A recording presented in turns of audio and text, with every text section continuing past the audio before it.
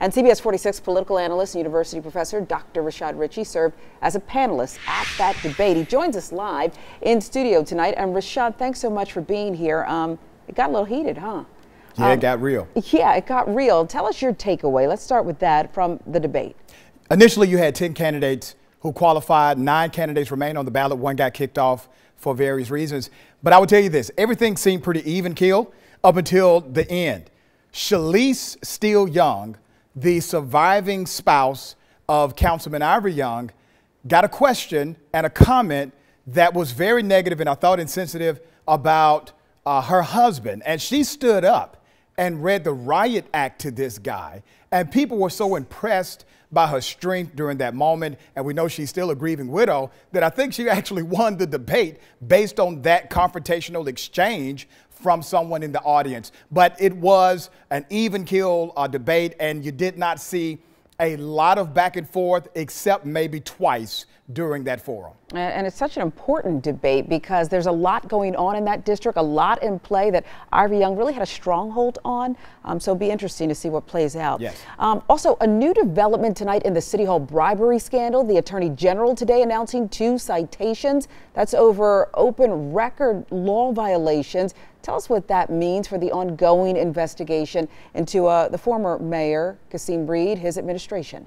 Doesn't mean much as far as the investigation into bribery is concerned. This is a state situation, a state issue, not a federal issue. It seems to be isolated from any charge of bribery or scandal of corruption. But I will tell you this, Sharon, this is heavy-handed for the Attorney General. We have never in the history of this state criminally prosecuted somebody for an open records violation. And here's the truth. I've been working in this game a long time.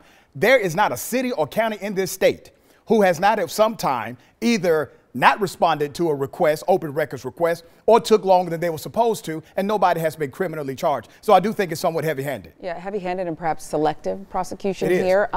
What we also want to talk about is that new report, very important issue of disappearing votes in the lieutenant governor's race. Tell us what's happening here. This needs to be investigated further. Understand what they're saying.